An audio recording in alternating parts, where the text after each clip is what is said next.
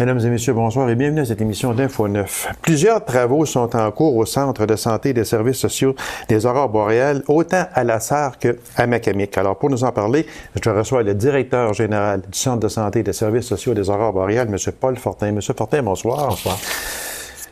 M. Fortin,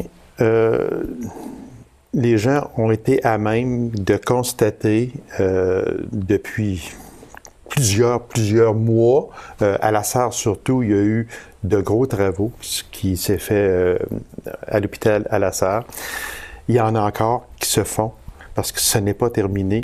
Il y en a qui se sont faits à Macamic également. Il y en a d'autres qui vont se faire. Et il y a également des travaux de très grande envergure qui s'en viennent à Macamic, qui ne sont peut-être pas au moment où l'on se parle officiels, sauf que c'est officieux.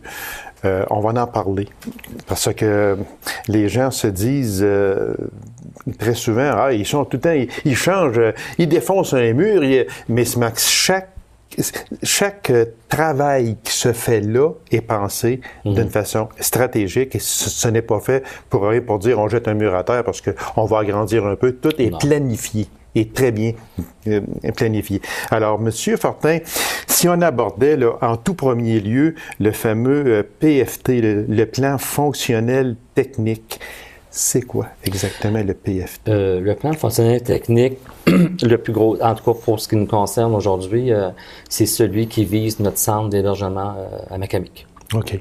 C'est un projet d'ampleur, c'est un projet qui est tout près de 15 millions de dollars. Oui, exactement. Là. Oui. Ce projet-là nous permettra d'offrir aux clientèles qui résident dans ce CHSLD-là des chambres privées. C'est vraiment la rénovation totale du 2e et du 3e étage du centre d'hébergement. Pour pouvoir permettre à nos clientèles hébergées d'avoir un milieu de vie où ils pourront vivre avec plus de dignité dans leur espace de vie à eux. Et je pense le temps est révolu au niveau où on avait des chambres de 4, parce que je suis ici depuis 30 ans. Oui, exactement. J'ai commencé ici à Macamic au CHSLD. Écoutez, c'était des chambres de 4. Oui. Mais c'était pas, les clientèles étaient plus mobiles. Aujourd'hui, on a des clientèles qui ont des besoins spécifiques et particuliers, autant pour leur sécurité que pour la sécurité du personnel. Il faut revoir les espaces physiques. C'est un gros projet, c'est un projet qui peut s'échelonner jusqu'à sur 3 ans. Oui, exactement, parce que là, on prend 2 étages complets et on les refait. Oui. Que c'est énorme comme projet. Comment, M. Fortin, on sait que la population est vieillissante, on l'a dit, chez nous, on n'est pas exempt de ça non plus. Moi, j'aimerais, là, avec vous, qu'on aborde, si c'est possible, le plan de cette structure intérieure à venir. En ce sens que moi, j'aimerais ça que je vais vous demander, là, tout bonnement, comment on en vient là? Parce que moi, j'en suis un qui a travaillé déjà là il y a quelques années passées.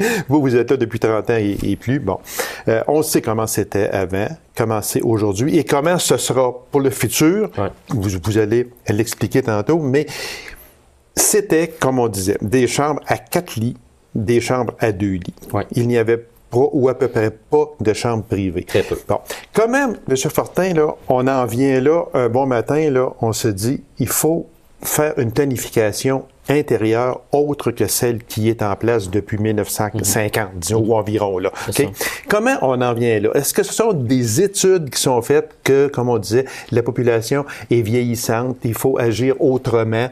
Comment, là, on en vient? Depuis combien de temps environ vous avez, je dis vous, mais votre équipe, avait pensé faire une structure nouvelle à l'intérieur de ce centre hospitalier? Ça faisait longtemps qu'on en parlait, mais écoutez, là, 6 ans, 7 ans, on a eu une annonce ministérielle, une enveloppe de 6 millions pour améliorer le milieu de vie des résidents à Macamic. Justement, parce que c'était plus adapté en termes de, mieux, en tout cas, respecter cette dignité et permettre aux gens de vivre dans des espaces adéquats. Et permettre à notre personnel aussi d'œuvrer dans des espaces adéquats. Parce que mobiliser un client, ça nous prend de l'espace. Oui. 4 clients dans une chambre, c'était plus adéquat. Fait qu'on est parti de cette enveloppe-là et on a commencé à faire des travaux en disant, mais à quoi ça pourrait ressembler, des chambres privées? C'est 69 chambres privées. On ne diminuerait pas le nombre de clients à Macamic, c'est ça qu'il faut comprendre. Ah, OK, ça c'est avec tout ce qu'on c'est important. Oui. Avec tout ce qu'on veut faire au niveau du deuxième et du troisième étage, parce qu'une partie du plancher de la chapelle qu'on pourrait améliorer, parce que c'est des étages, le premier, deuxième étage couvrent, en tout cas, c'est très gros comme étage. Oui. Fait qu'on pourrait regagner de l'espace là. Des chambres privées sur chaque département, rapprocher nos chambres des salariums. Présentement, vous savez qu'à Macamic, on a des chambres qui sont sur le bord de la fenêtre du côté du lac, mais du côté de la façade, on a la cure.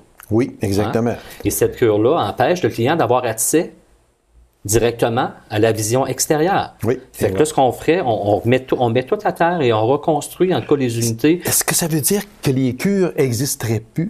La fenestration des cures va exister, améliorée, parce qu'on va changer aussi la fenestration en avant de l'établissement, en tout cas du premier, deuxième et troisième étage, la fenestration qui est touchée.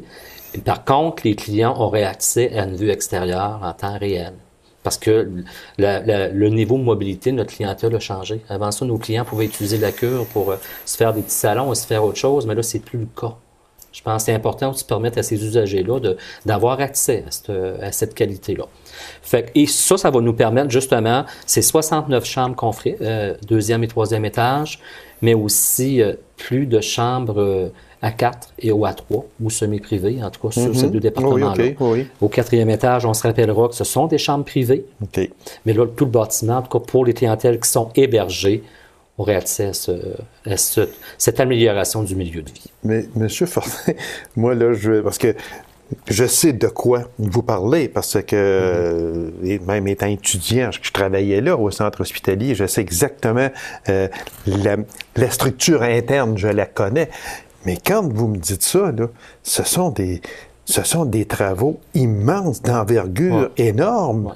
C'est des gros travaux. Écoutez, on parle de 15 millions. Hein. C'est pas... on ne fait pas seulement rénover un plancher, là. C'est vraiment des gros travaux et ça va s'échelonner sur quelques années. Mais par contre, on a prévu justement pour empêcher la clientèle de vivre trop de désagréments, on va y aller par partie. OK. On ne videra pas les deux étages en même temps, on va y aller par partie. Il y a des clientèles qu'on va devoir déplacer dans des endroits appropriés aussi pour pouvoir continuer à donner des services adéquats. Écoutez, les familles seront sollicitées, les clients seront sollicités, ça va se faire en tout cas dans les règles de l'art. Mais moi, ce qui est important pour moi aujourd'hui, c'est que ça fait 7 ans. On attend, on veut offrir à nos usagers qui sont hébergés à Macamic un milieu de vie adéquat. Leur permettant de vivre en tout ce qu'ils ont à vivre dans leur espace de vie privé. Moi, ce qui est important, c'est qu'étant donné que tout le dossier, on a cheminé vers les plans initiaux, on a envoyé, en tout cas, on a travaillé, en tout cas, nos avis de conformité aussi avec l'agence régionale. L'agence régionale était avec nous dans le dossier. C'était transféré vers l'ancienne Corporation d'hébergement du Québec, aujourd'hui devenue la SIC. Et les travaux sont réalisés pour évaluer évaluer les coûts pour justement en arriver à avoir un budget adéquat pour faire la rénovation majeure qu'on veut faire. Présentement, notre dossier est rendu au Conseil du Trésor et on attend la réponse favorable d'une annonce d'un 15 millions d'investissements sur le territoire pour pouvoir faire ce projet d'envergure à Macamic. C'est sûr qu'on ne fait pas ça dans 5-6 mois, 7 mois. Là, on parle de 3 ans peut-être, une possibilité de 3. Au niveau pour la rénovation, oui. Moi, je vous dis 3 ans. 3 ans, oui. OK, parce qu'on ne peut pas faire ça là, du jour au lendemain. Moi, il y a une chose, je me place dans l'usager, là. Est-ce que, M. Fortin, parce qu'on sait qu'il y a des... Bien, dans le cas, une chambre, certain, peut-être qu'il y en a plus aujourd'hui, parce que ça fait quand même quelques années, mais il y avait une chambre qui servait, là, autrement dit, je ne sais pas si je m'exprime bien en disant, qui servait à mourir dans la dignité. OK? Et j'ai un proche qui est décédé, là, du cancer. Sa sœur, ses 2 sœurs l'ont accompagné jusqu'à la fin. Était avec cette personne-là 24 heures par jour. J'ai trouvé ça, moi, tellement humain. Et il ne faut pas avoir peur des mots, là. Tellement humain. Cette personne-là savait là, qu'elle entrait dans cette chambre-là puis que c'était fini, là, parce qu'elle était atteinte de cancer. Oui. C'était fini. Mais elle a pu vivre avec ses 2 sœurs pendant presque une semaine. Puis, ces 2 sœurs ont été reçues, là, mais d'une façon extraordinaire par le personnel. On sentait, là, qu'il y avait un tout, là, qui était extraordinaire. Est-ce que on va en venir à ça quand les travaux seront terminés? Là, peut-être que ma question est vague un peu, mais je sais exactement, vous savez ce que je veux dire. Oui. En tout cas, d'entrée juste, ce que j'aimerais dire, c'est vrai qu'on a des gens dévoués qui travaillent c'est extraordinaire. Dans notre centre de extraordinaire, santé. Oui, Et ce milieu-là, en hébergement, c'est particulier aussi. Écoutez, là, c'est un milieu de vie. Les gens sont là. On a une présence 24 heures sur 24. Le fait d'avoir des chambres privées va nous permettre d'avoir une approche beaucoup plus intime, dans le respect de la dignité du client. Mais les aurores boréales ont dans son plan stratégique, qu'on s'est parlé à la dernière émission, dans son plan stratégique, la possibilité de développer 4 chambres en soins palliatifs. Au moment où on se parle, on a 3 de réalisés, qui permet justement, c'est des chambres qu'on a rénovées, des grandes chambres qu'on a rénovées, qu'on a meublées, pour permettre justement à l'usager et à sa famille de vivre ce moment qui est privilégié-là, avec entière dignité, dans un espace qui leur est propre, personnel, et qui peuvent justement trouver le repos et le calme, en tout cas, avec leurs proches. Puis la personne peut vivre aussi, en tout cas, comme elle le veut. Ça, c'est une volonté du réseau, en tout cas, d'aller plus loin dans cette approche-là. On est en formation encore plus intense auprès de notre personnel et soyez assurés que ça nous tient énormément à cœur de poursuivre à donner des services d'aussi grande qualité aux clients qui vivent sans mourir. Hein. C'est une phase de la vie. C'est une phase, exactement. Puis c'est quand on parle de phase terminale, il faut que, je le dis souvent, il ne faut pas avoir peur des mots. Quand on s'en va dans un réseau de même, assez souvent, c'est pour y finir ses jours. Quand on parle d'ici à mécanique surtout, il ne faut pas avoir peur des mots. Puis moi, je veux en revenir à une chose que vous avez soulevé, un petit point qui est très important, M. Fortin, c'est le personnel. Le personnel, on a à le côtoyer, puis c'est vrai, c'est pas facile pour eux autres, on l'a toujours dit dans le domaine de la santé, c'est difficile, les heures sont longues, on demande aux employés de faire du surtemps parce que souvent on manque de personnel, puis c'est vrai que le personnel, moi, chapeau. Comme je vais vous dire, c'est du personnel dévoué qui offre des services de très grande qualité. Il ne faut pas avoir peur de le dire. Non. On ne leur dit pas souvent, on ne se côtoie pas régulièrement. Mais moi, je peux vous dire, je me considère comme étant un directeur général qui est près de sa population, mais aussi près de ses employés.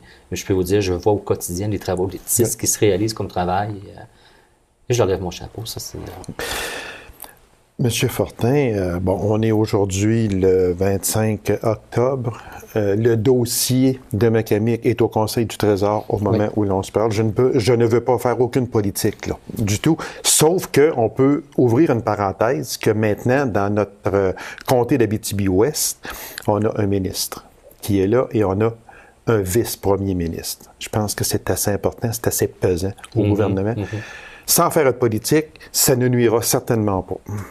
En tout cas, moi, je pense que tout ce qui peut nous aider comme centre de santé à avoir accès à cette enveloppe budgétaire-là pour nous permettre de rénover notre centre d'hébergement sera le bienvenu. Monsieur Fortin, on l'a dit, on est fin octobre, le dossier est rendu là, à sa phase terminale, si on peut employer cette expression-là. Peut-être une question comme ça. Quand le réseau espère avoir une réponse? C'est sûr que c'est le plus vite possible. On dirait demain matin, je serais très content. D'après vous, est-ce que ce sera en 2012? J'espère que ce sera en 2012 pour nous permettre justement de continuer à aller de l'avant dans ce dossier-là. Et écoutez, nos gens ont besoin d'un espace de vie qui va leur permettre justement d'avoir ce milieu intime-là, comme à l'instar des autres centres de la région ou des autres centres de la province. On voit beaucoup, ça pousse, les chambres privées dans nos centres d'hébergement institutionnel. Et moi, ce que je veux, c'est qu'on ait la même part du gâteau que tout le monde. OK, exactement. On y a droit aussi.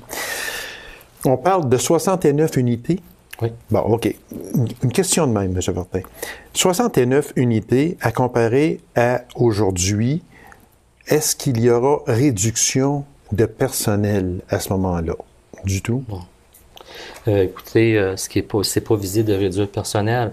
Le défi que le réseau a à faire au cours des prochaines années, c'est de répondre aux demandes ministérielles à l'égard des projets d'optimisation qu'on nous demande de réaliser, mais maintenir une offre de services de qualité et de sécuritaire. C'est notre gros défi. C'est évident qu'on revoit de façon continue l'offre de service et la manière de faire.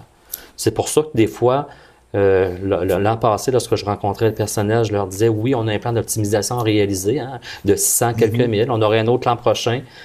C'est ensemble qu'on va le faire, mais avant de toucher des gens, je vais toucher des murs. Exactement, c'est bien dit ça. Et le pourquoi que je vous ai posé cette question-là, parce que c'est sûr qu'on entend toutes sortes de choses, OK? Bon, ce projet-là est sorti officiellement dans les journaux, puis tout ça, puis tout de suite, on a dit, bon, ils font des chambres privées à la place des chambres de 4 ou de 2.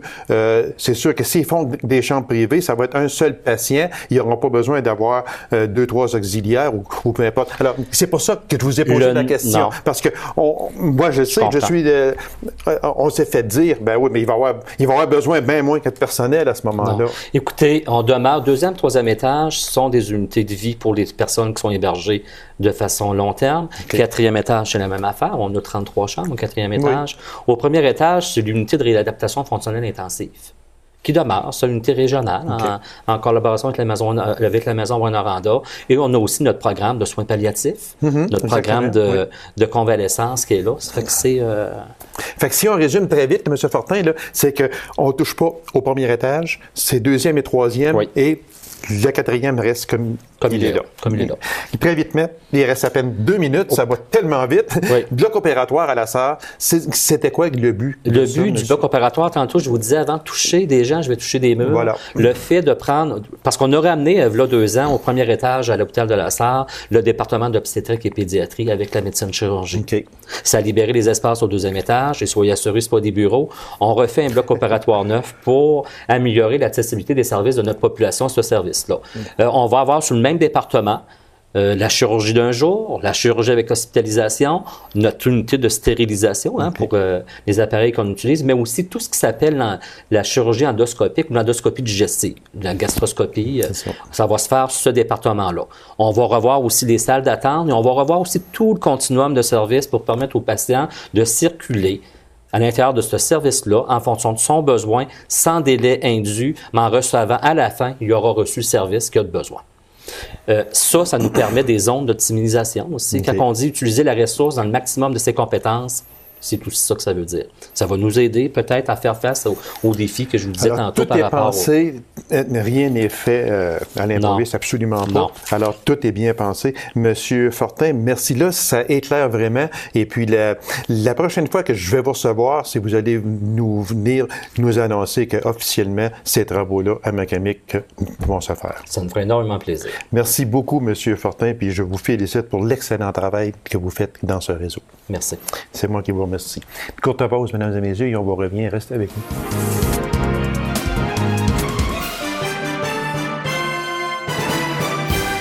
Les grands frères et les grandes sœurs de l'Abitibi-Ouest existent depuis 30 ans. Alors, pour nous en parler, je reçois Mme Christelle Jubainville-Gagnon. Madame Jubainville-Gagnon, bonsoir. Bonsoir. Merci d'avoir accepté cette invitation-là. C'est très gentil. Déjà 30 ans d'existence. Si on parlait très vitement des grands frères et des grandes sœurs, c'est un organisme, 30 ans, c'est beaucoup. C'est quoi les buts? Si on parlait juste des buts de cet organisme-là. L'organisme des grands frères et grandes sœurs, en fond, le but, c'est d'offrir un jumelage à un enfant entre 6 ans et 16 ans. C'est un jumelage avec un adulte significatif qui devient un mentor, qui l'accompagne pendant des activités sociales, des activités qui sont offertes par l'organisme. Il y a des activités de groupe environ 8 fois par année. Et les autres activités, c'est de l'initiative du mentor, donc selon ses intérêts et son temps. Ah, OK. Et c'est pour, dans le fond, faire bénéficier l'enfant qui est issu, dans le fond, d'une famille monoparentale et qui peut participer à des activités pour contribuer à son développement, son estime de soi et, dans le fond, ses habiletés. C'est ça, exactement. Puis c'est c'est important aussi, beaucoup, on le dira jamais assez. On en entend plus parler aujourd'hui un peu. Même moi, j'ai resté surpris quand on m'a dit que ça faisait 30 ans que vous existiez. J'ai dit, mon Dieu, il me semble que ça fait quelques années qu'on en entend plus parler. Et c'est bien aussi, parce que il faut rendre hommage à ces personnes-là, parce que ce n'est pas donné à tout le monde d'être grand frère et grande sœur. C'est sûr que c'est selon, dans le fond, notre disponibilité, notre intérêt justement faire des activités avec un enfant. Donc, moi-même, je suis Vous êtes grande sœur? Je suis grande sœur, oui, depuis 4 ans et demi environ. Et je suis, dans le fond, impliquée dans le conseil d'administration aussi. Vous êtes grande sœur. Qu'est-ce que ça représente pour vous, être grande sœur? Est-ce qu'on s'attache à cette personne-là? Beaucoup, là, puisque moi, ça fait un peu plus de 4 ans là, que je suis grande sœur. Ma petite sœur, je l'ai rencontrée, elle avait 6 ans. On va avoir bientôt 11 ans. Oh mon Dieu! Donc, pour moi, de la voir évoluer, de faire des activités avec elle, ça donne beaucoup pour elle, mais ça donne aussi autant, et sinon plus pour moi, de voir les sourires après chaque rencontre et la satisfaction, les étoiles dans les yeux. Ça fait chaud au cœur. Ah oui, c'est sûr. Et c'est toujours plaisant. Expliquez-moi une chose. Cet enfant-là, elle n'est pas toujours chez vous.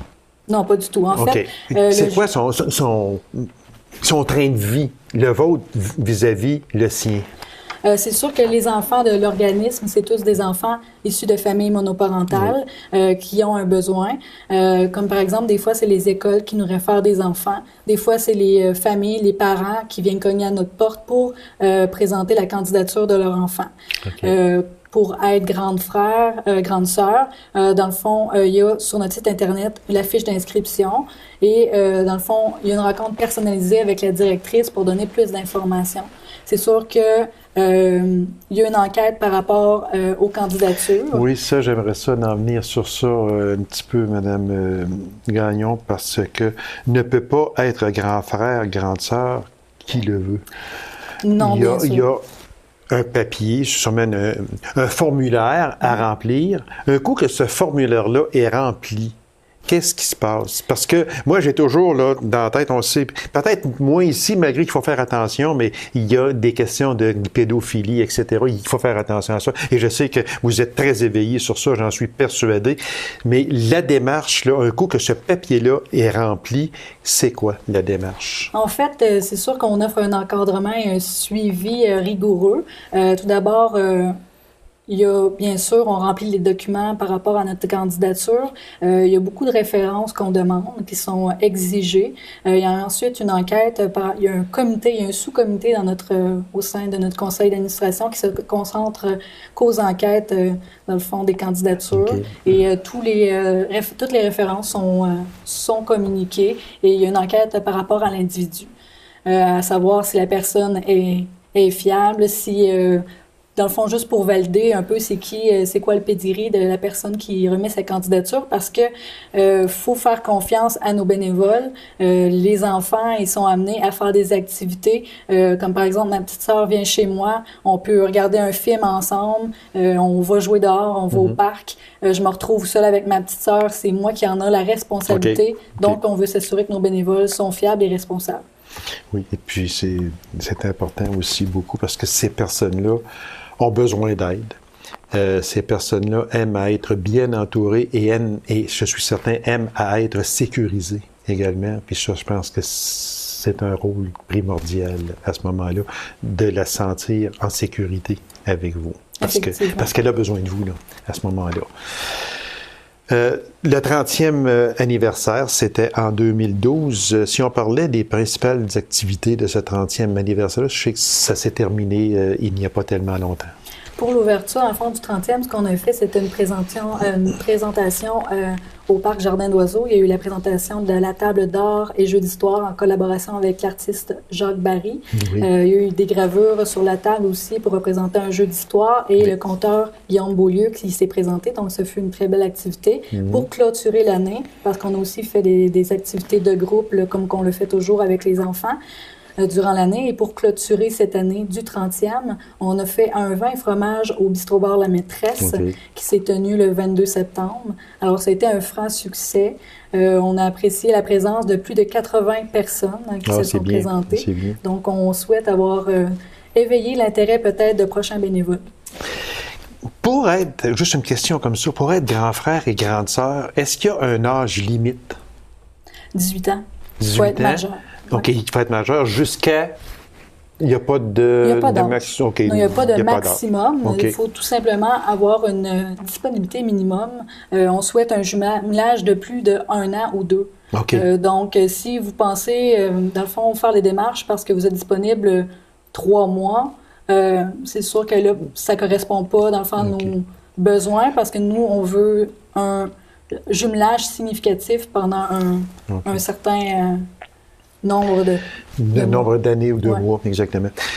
Comme ça, le 30e, c'est terminé. À la satisfaction du conseil d'administration, j'en suis persuadé. Oui, entre autres, justement, au 30e, on a clôturé le 30e, on a remercié aussi l'implication de Brigitte Guertin. Oui, qui, exactement, dans le fond, a été présidente du conseil d'administration et qui, depuis 1 an, a été remplacée par Claudia Lambert, qui est aussi présidente maintenant du conseil d'administration.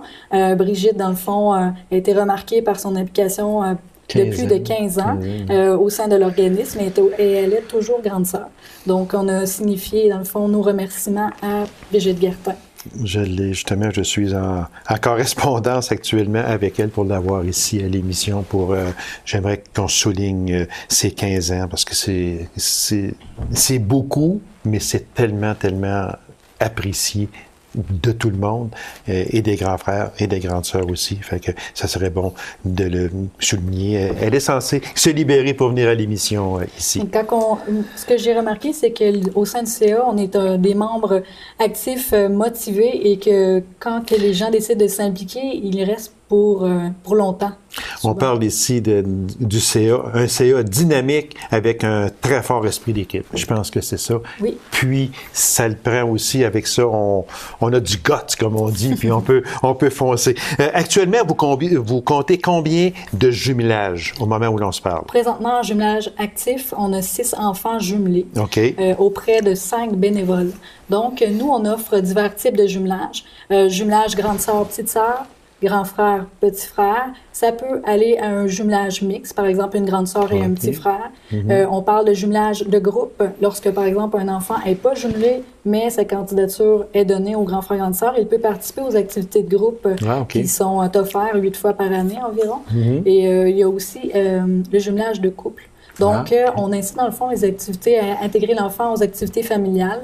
Les gens qui ont davantage de disponibilité à faire des activités en couple, c'est possible.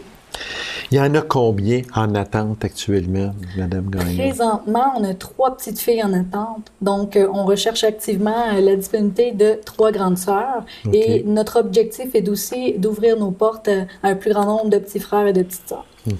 Quand on parle de formulaires à remplir, est-ce qu'on peut aller sur Internet remplir ça?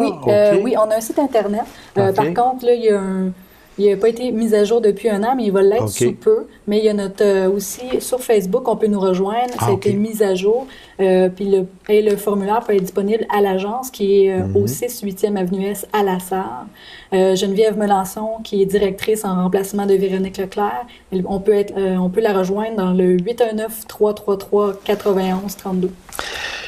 Madame Gagnon, Christelle Jumainville-Gagnon, merci infiniment. Longue vie, un autre 30 ans au moins aux grands frères, grandes sœurs, puis aux personnes intéressées. Bien, les coordonnées sont là, puis on vous invite à participer parce qu'il y en a encore des frères et des sœurs qui ont besoin de grands frères et de grandes sœurs. Madame Gagnon, merci, ça fait un plaisir de vous recevoir. Ça fait plaisir, merci beaucoup. C'est moi qui vous remercie. Alors, mesdames et messieurs, merci d'avoir été là. On se donne rendez-vous à une prochaine émission d'Info 9. Au revoir.